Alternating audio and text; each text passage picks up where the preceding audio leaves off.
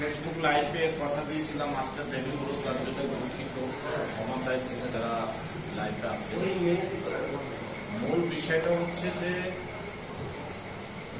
11 তারিখে vote counting এর পর থেকে আমি বাইরে ছিলাম। জানেন, আমি কর্মীদের সঙ্গে আনন্দ উপভোগ সামিল হতে পারিনি। সরকারি দল মিথ্যা মামলায় আমাকে একাধিক মামলায় যুক্ত করেছিল এবং 1 নম্বর আসামি মার্ডার কেসে করেছিল। গতকালকে কলকাতা উচ্চ আদালত থেকে ডিভিশন বেঞ্চে আমি তার বেল পেয়েছি। জনসাধারণের কাছে আমি যেতে পারিনি, ফেসবুক লাইভের মধ্যে এটা জানাচ্ছি। আচ্ছা, ঠিক আছে।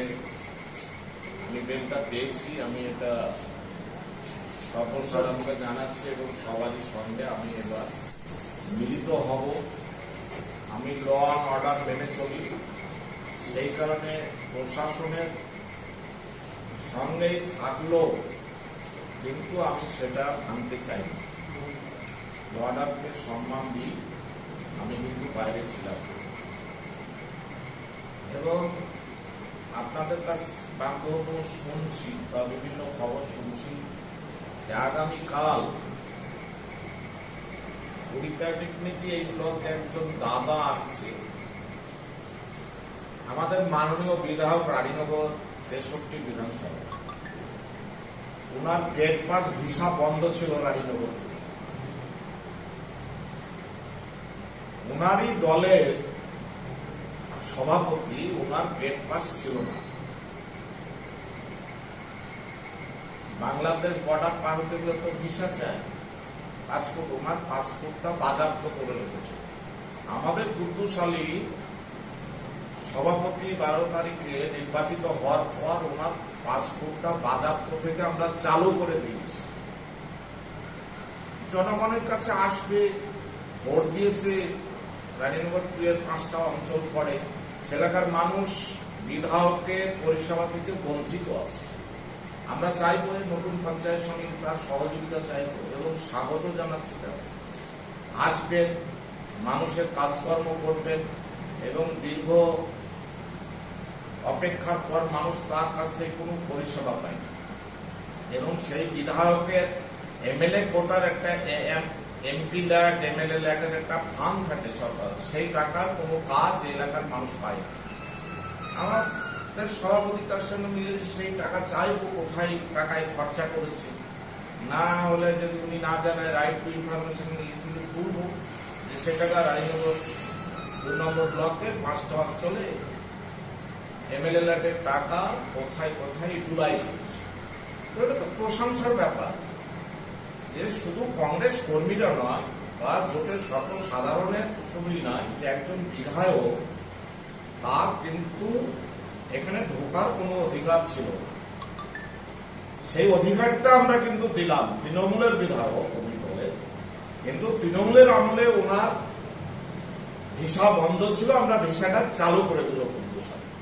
কিন্তু উনি তো বিধায়ক শাসক দলে উন্নয়ন করার জন্য যে কোনো সময় যে কোনো মুহূর্তে আসতে পারতেন, এতদিন কেন আসেননি, কেন অভিযোগ তুলছিলেন? তার দল থেকেই বাধা ছিল, বিপত্তি ছিল, তাদের কাছে জানবেন কেন আসতে পারেন।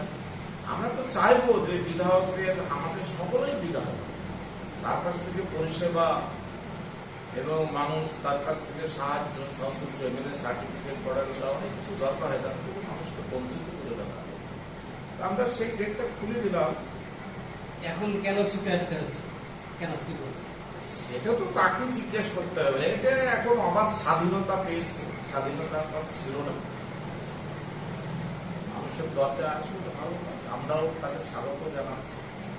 কিন্তু যে হুঙ্কার দিচ্ছে, অনেকে কমান্ড করছে, 26 তারিখে পঞ্চায়েত সমিতির স্থায়ী সমিতি গঠন আছে। তো ওনাদের অনেক, এখানে তো সারা পশ্চিমবাংলার ইতিহাসে একটা বড় লজ্জার দিন গেছে হতে পারে যে শাসক দল সেখানে 14-0 ভোট করেছে। কিন্তু পঞ্চায়েত সমিতির বোর্ড গঠনের 2 দিন আগে আগের যিনি সভাপতি ছিলেন তিনি একটা লাইভ করেছিলেন। তিনি দাবি করেছিলেন যে আমার একটা বিশেষ বন্ধু পুরনো বন্ধু, তিনি আমাদের সঙ্গে যোগ দেবে, বোর্ড আমরাই গঠন করবো। সেক্ষেত্রে সেটা হলো না, কি বলবেন? এটা তো আপনারা দেখেছেন, ও তো এরকম মিথ্যে কথা অনেক সময়ই বলে। ওর সারা জীবনের তো অভিনয়ের শেষ নাই। মেয়েদের 36 লীলা খেলা থাকে, ওর তার ডবল। তো ওই জান শুনলাম যে 12 তারিখে কংগ্রেস আর সিপিএমের জোটে সভাপতি নির্বাচিত হওয়ার পর এলাকায় এলাকায় তৃণমূল কর্মীরা তৃণমূলের লোকজন অত্যাচারিত নিপীড়িত, সেটা প্রতিহত করার জন্য, সেই কারণে কর্মীদের পাশে দাঁড়ানোর জন্য শ্রমিক হোসেন বিধায়ক আসছে। অত্যাচারটা মানে অভিযোগ হচ্ছে, এটা কি সম্পূর্ণ ভিত্তিহীন। 1 নম্বর ব্লকের যে অত্যাচার বা রানীনগর 2-এ যে অত্যাচার হয়েছে, তখন কি সমীর হোসেন বিধায়ক ছিল না? তাকে কি ভোট দেয়নি এলাকার মানুষ? তখন যে কংগ্রেস কর্মী, সাধারণ মানুষ, তৃণমূলের প্রধান, তৃণমূলের পঞ্চায়েত সমিতির সদস্য, সেলফ হেল্প গ্রুপের মহিলারা মার খেয়েছে, একজন মহিলা নির্যাতিত হয়েছে, তার অনেক কেস আছে। হিউম্যান রাইটস থেকে বিভিন্ন রাজ্য মহিলা কমিশন এসছে, নাসোয়ারা বলে একজন মহিলা, সেই দলের সভানেত্রী, সেই তো সুরক্ষিত। তখন বিধায়ক কোথায় ছিল? তার পাশে দাঁড়ায়নি কেন? দলের কর্মীদের পাশে যে দাঁড়াতে পারে না, সেবার এখন আবার নতুন করে তার আসবে, সেটা ভালো কথা। কোনো আক্রান্ত হয়নি, আমরা বোর্ড গঠনের পরে কোনো আক্রান্ত হয়নি, কোনো সন্ত্রাস হয়নি, কোনো বাড়িঘর লুটপাট হয়নি। ওনারা পরম্পরা ওনারা করে থাকে বলে কি আমরা করবো? তাহলে পরিবর্তন হয়েছে। আমরা মানুষের পাশে আছি, থাকছি, থাকবো। আচ্ছা, আপনারা বোর্ড গঠনের পরেই বিভিন্ন এলাকা থেকে ছোটখাটো মানে তৃণমূলের কার্যালয় ভাঙচুর বা কর্মীদের তাড়াহুড়া বা তাদের বাড়ি ছাড়া করা, এরকম অভিযোগ কিন্তু আমাদের কাছে এসেছিল। সেক্ষেত্রে আপনারা কোনো ভূমিকা নিয়েছেন? আমরা সব জায়গায় গেছি, কয়েকজনকে ফোন করেছি, সম্পূর্ণ ভিত্তিহীন কথা। কেউ বলছে আমরা কেরালা আছি, কেউ বলছে গোয়ালেরও আছে, কয়েকজন বোম্বেতে আছে, আমাকে ফোন করেছে। আমি এইসব তাদের বাড়িঘর লুট হয়নি, 2 বছর লুট হয়নি, আমার জানা নাই বা দেখিনি। কোন পার্টি অফিসটা ভেঙেছে বলে দেখাতে হবে, ছবি আছে, ফুটেজ আছে আপনাদের কাছে। পার্টি অফিস ভাঙেনি, ওগুলা কিছু দুষ্কৃতী তৃণমূলে ওরা করেছে কি, যখন আমরা জিতে গেছি তখন কিছু দেখবেন গ্রামের মানুষ থাকে যারা ভোট দেয় না, তারা আগে কিন্তু মিছিলে নাচতে থাকে। ওরা নিজে থেকে ওটা করে আমাদের নামে দোষ চাপানোর জন্য 81 জনের নামে ওরা কি করেছে, অভিযোগ করেছে, ভিত্তিহীন অভিযোগ। তাহলে যে 81 জনের নামে অভিযোগ, তারা কি আপনি বলছেন যে তারা বাম কংগ্রেস জোটের কর্মী না? না, ওটা তৃণমূলে, ওদের গটাপকে ওরা সাজানো।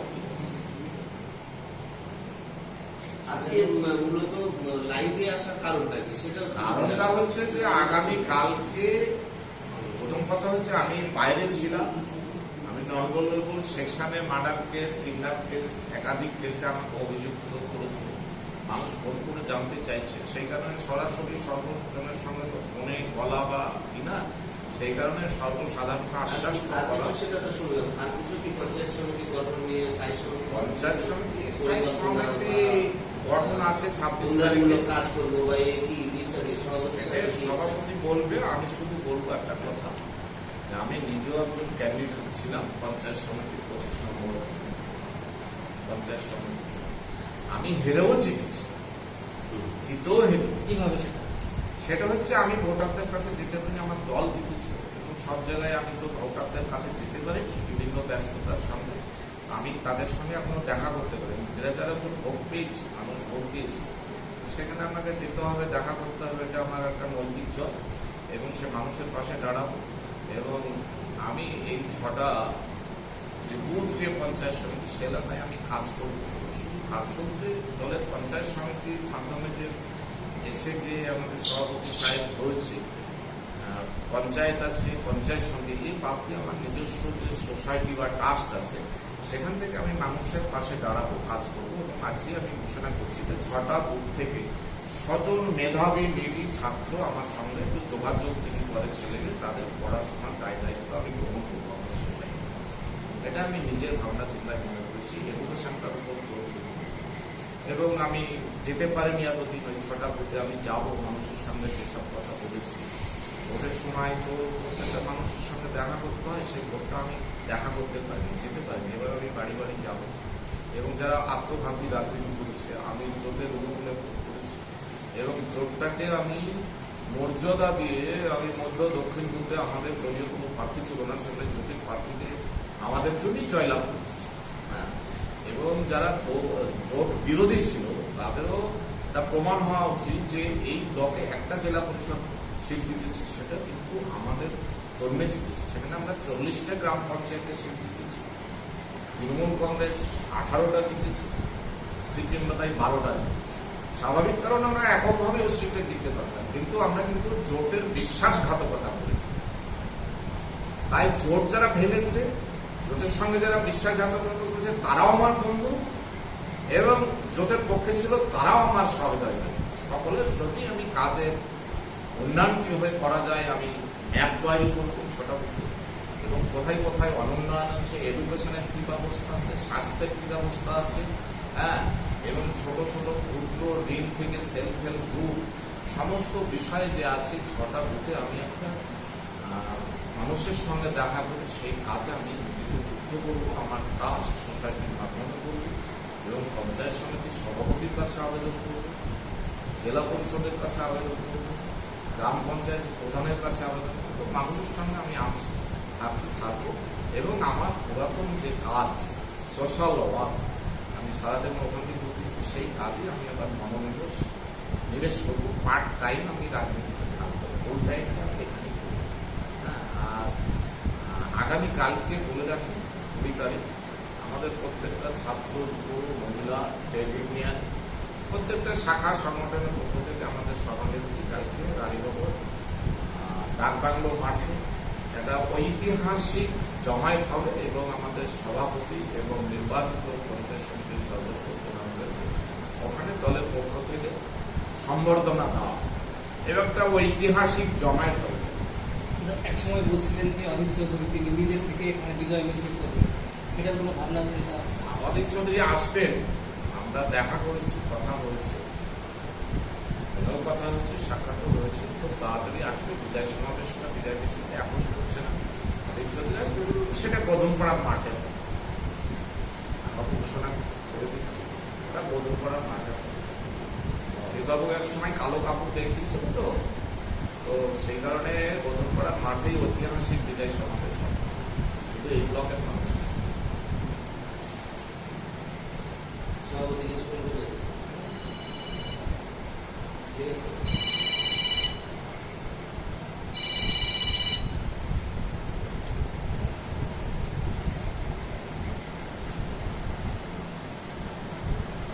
বলছি সভাপতি হওয়ার পর আপনাকে সেভাবে খোলামেলা পাওয়া যায়, কর্মীদের এই সংবর্ধনা এসবের মধ্যে ছিল।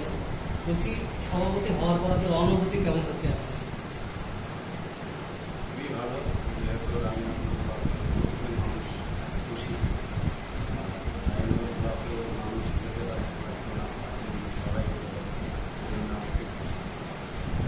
একটা কথা, আপনারা বোর্ড গঠনের পর সাধারণ মানুষ, অধিকাংশ মানুষ একটা জিনিস বলছিলেন, মানুষ স্বাধীন হলো। কেন এরকম মানুষ কেন কথা বলছে? আগে কিরকম ছিল, এখন কেমন? মানুষ যদিও অস্বাধীনই ছিল, রানীনগর 2 নম্বর ব্লক সভাপতি যিনি ছিলেন তার সাথে কথা বলতে পারত না, কথা বলতে গেলে এত গালাগালি মারধরের কথা হতো। এখন হয়তো আমাদেরকে সেটা মানুষের আশাটা পূর্ণ হবে, সবাই যেতে পারবে। আচ্ছা, এই যে আগামী 5 বছর আপনারা ভোট চালাবেন এই বাম কংগ্রেস জোটের সঙ্গে, সেই জোটের মানে কতদূর ভবিষ্যৎ, কতটা সেই জোটের একসঙ্গে থাকার? এটা তো মানুষের জোট, আগামী দিন অবশ্যই ভালোই হবে আশা করছি। এখন মানুষ জোট করেছে, মানুষের পাশে দাঁড়াতে হবে, মানুষের পাশে দাঁড়াতে হবে। আচ্ছা, আপনারা একটা জিনিস বারবার বলতেন যে এই বিগত দিনে আগেকার যিনি সভাপতি তিনি কোনো উন্নয়ন করেন, তাহলে আপনারা এই আগামী 5 বছরের জন্য কী কী উন্নয়নের দিকে জোর দেবেন বা কী কী উন্নয়ন করবেন, কী পরিকল্পনা রয়েছে? আমরা উন্নয়ন কিছু করেন বলতে গেলে এখন অবধি আমাদের এলাকার মানুষ পানীয় জলের সমস্যায় ভুগছে, সেটা আমরা দেখব। পানীয় জলের ব্যবস্থা করা যায়, এমনকি ঘর বানিয়ে দিয়েছে, টাকা পয়সা দিয়েছে, কিছু কিছু জায়গায় জল জমে থাকে, ক্যানাল, লাইটের ব্যবস্থা, যতটা উন্নয়ন করা যায় মানুষের জন্য কি আছে সবটাই করার চেষ্টা করি। আচ্ছা, অনেক মানুষই 100 দিনের কাজ পায় না, সে কারণে অনেকেই দক্ষিণ ভারতে বা বিভিন্ন ভিন রাজ্যে কাজ যায়। সেক্ষেত্রে আপনারা যদি একটা দিনের কাজের ব্যবস্থা করেন তাহলে কিছুটা পরিযায়ী শ্রমিকদের চাপটা কমবে। এ ব্যাপারে কোনো ভাবনা চিন্তা আছে? দেখুন, 100 দিনের কাজের টাকা পয়সা তো নেতাদের পকেটে, সবারই কাছ থেকে জব কার্ড এক জায়গায় গচ্ছিত করে তারা টাকা পয়সা লুট করেছে। আগামী দিন চেষ্টা করব যে যারা আমাদের লেবার শ্রেণীর মানুষ আছে তারা যাতে জব কার্ডে কাজ করে তাদের অ্যাকাউন্টে টাকা সে আবেদন করবে। আচ্ছা, এখন আপনি পঞ্চায়েত সমিতি হওয়ার পর সাধারণ মানুষের মুখে মুখে, বিশেষ করে জোট কর্মীদের মুখে মুখে কুদ্দুসালী নাম, তারা এই নাম কেন মুখে আনছে? এখন আগামী দিনের যে সভাপতি ছিল তার অত্যাচারে মানুষ ভোট করেছে। আবার তার সঙ্গে তো কথা বলতে পারতো না মানুষ, তার কাছে গেলে তো বললাম গালাগালি দিত, মারত। এখন মানুষ কোনো ভয় না করে চলে যেতে পারে, সরাসরি কথা বলতে পারে আমাদের সঙ্গে। আমরা গ্রামে গ্রামে গিয়ে মানুষের সঙ্গে দাঁড়াই। আচ্ছা, এই কুদ্দুসালী তাহলে কি সবার রানীনগর 2 ব্লকের সমস্ত জোটের বা সমস্ত অন্যান্য কর্মীদের সবারকেই সমানভাবে পাবে? হ্যাঁ, আশা করছি যে সবাই আমাকে সমানভাবে করে।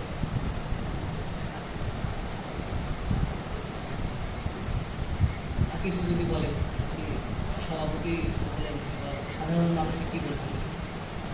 আমি কিছু কিছু মানুষের মুখে শুনছি একটা গুজব আমি নাকি তৃণমূলের জয়েন করছি। তো আমাকে জাতীয় কংগ্রেস সিম্বল দিয়েছে, সেখান থেকে আমি পাস করেছি। আগামী দিন 5 বছর কাজ করার সুযোগ দিয়েছে। আমি কোনোদিনই তৃণমূল কংগ্রেসে যাব না। তাদের অত্যাচারিত হয়ে আমি আজ কংগ্রেসে যোগদান করেছি। কংগ্রেসেই থাকবো। যে গুজবটা হচ্ছে, মানুষের কানে কানে গুজবটা ছড়াচ্ছে, তাদেরকে বলবো যে আপনারা তৃণমূলের যারা আছেন পুরনো নতুন, তাদের জন্য রাস্তা খোলা আছে আমাদের দলে। আপনারা আমাদের দলে আসতে পারেন, জাতীয় কংগ্রেস সুযোগ দিতে পারেন। আচ্ছা, অনেকেই পঞ্চায়েত সমিতির সদস্য যারা ভোট গঠনে অংশগ্রহণ করেন, তারা তৃণমূল কংগ্রেসের টিকিটে জিতেছিল, তারা কি কেউ আপনাদের সঙ্গে পরে পরবর্তীকালে যোগাযোগ করেছে? আমাদের সঙ্গে 3 জন বিজেপির মেম্বার যোগাযোগ করছে, তারা কংগ্রেসে যোগদান করবে অল্পদিনে। সেটা আমরা দলীয়ভাবে আলোচনা করে তাদের সাথে কথা বলব। আর কংগ্রেসেরও কয়েকজন আমাদের সঙ্গে যোগাযোগ করছে, তারা এই তৃণমূলের কয়েকজন যোগাযোগ করছে কংগ্রেসে যোগদান করার জন্য। এটা দলকে জানিয়েছে, আলোচনার মাধ্যমে তাদের জানিয়েছে। আচ্ছা, এই রানীনগর 2 ব্লকে 3টে পঞ্চায়েত, যেটা রাজাপুর এবং মালিবাড়ি 1-2, এই বিরোধীদের মানে শাসক দলের পক্ষে গেছে। সেক্ষেত্রে আপনারা কতটা সহযোগিতা করবেন পঞ্চায়েত সমিতি থেকে তার উন্নয়নের? আমরা সবটাই সমানভাবে উন্নয়ন করার চেষ্টা করব আগামী দিন। তাদেরকেও আহ্বান করব যে আমাদের সঙ্গে এসে